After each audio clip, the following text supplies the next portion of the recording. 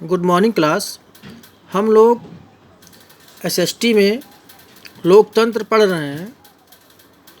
जैसा कि आप जानते हैं कि हमने देखा कि लोकतंत्र क्या है, उसकी सिंपल डेफिनेशन भी समझने की कोशिश की पिछले लेक्चर में। आज हम देखेंगे कि लोकतंत्र की विशेषता क्या है। आप जान जाइए अच्छे से कि लोकतंत्र के कुछ स्पेशल कैरेक्टरिस्टिक होते हैं, विशेषताएं होती हैं जो कि सबसे अलग होती है, हर शासन व्यवस्था से अलग होती है और उसका गुण भी अलग होता है।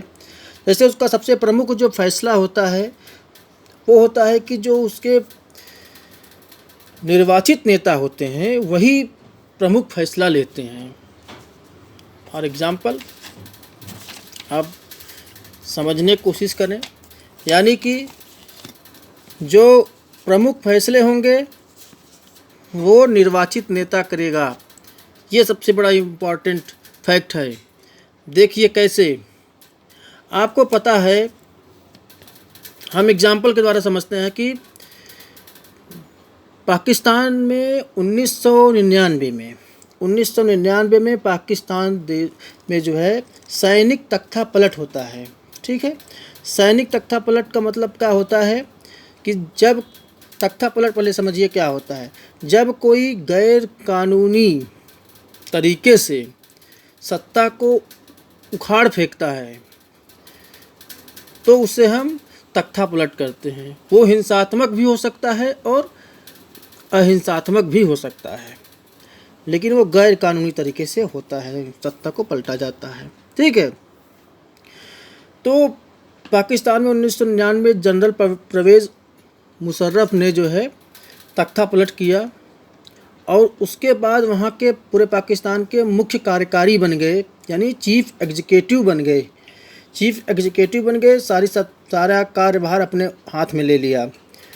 फिर उन्होंने 2002 में जनमत संग्रह कराया। वहाँ पे जनमत संग्रह क्या होता है? जनमत संग्रह ये होता है जब सरकार की तरफ से कोई प्रस्ताव नागरिकों को दिया जाता है जिसमें नागरिकों का राय ली जाती है, हाँ या ना में।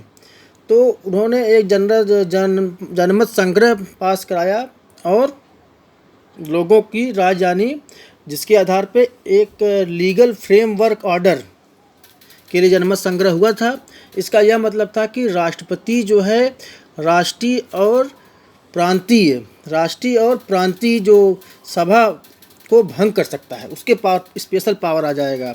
और साथ ही साथ जो है मंत्री परिषद की निगरानी कर सकता है। उसकी कौन निगरानी कर सकता है? राष्ट्रपति कर सकता है और राष्ट्रीय सुरक्षा परिषद कर सकती है, यानी इसमें आर्मी के सदस्य होंगे। ठीक है, सेना के सदस्य होंगे। इस प्रकार से उसने जो है वो पास करवा लिया, सभी राष्ट्रीय और प्रांतीय संसद सभा को भंग कर दिया, और जिसके फलस्वरूप जो है लोगों ने धोखाधड़ी का भी आरोप बहुत लगाया और धोखा से किया गया जनमत है।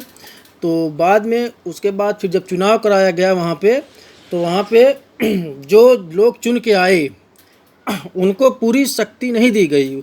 अंतिम फैसला लेने की जो निर्णय लेने का जो क्षमता शक्ति होती है वो चुने हुए नेताओं के पास नहीं थी, जो जनता के द्वारा चुने गए थे, बल्कि किसके पास थी? वो थी राष्ट्रपति के पास थी, और जो सेना के अधिकारी थे, जो सुरक्षा परिषद थी, उनके पास थी।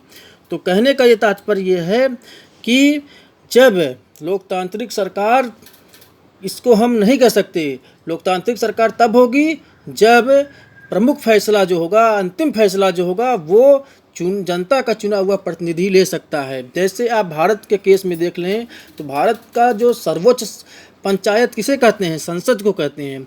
तो यानी संसद ही जो आखिरी फैसला लेगी वही सबसे उच्च फैसला होगा, उससे ऊपर कोई फैसला नहीं है। यानी कि संसद ही कानून बनाती है। तो संसद कौन चुनता है? जनता चुनती है, यानी जनता के निर्वाचित संसद के सदस्य होते हैं, जिसे हम सांसद कहते हैं। तो उसी प्रकार से ये लोकतांत्रिक जो देश होते हैं उनकी प्रमुख विशेषता यही होती है कि जनता का शासन जो है वो, और जनता के चुने हुए प्रतिनिधि ही आखिरी और अंतिम फैसले ले सकते हैं। ठीक है, आप लोगों को अच्छे से इसको समझिए, सुनिए और आगे इसको पढ़िए। नेक्स्ट लेक्चर हम कल पोस्ट करेंगे।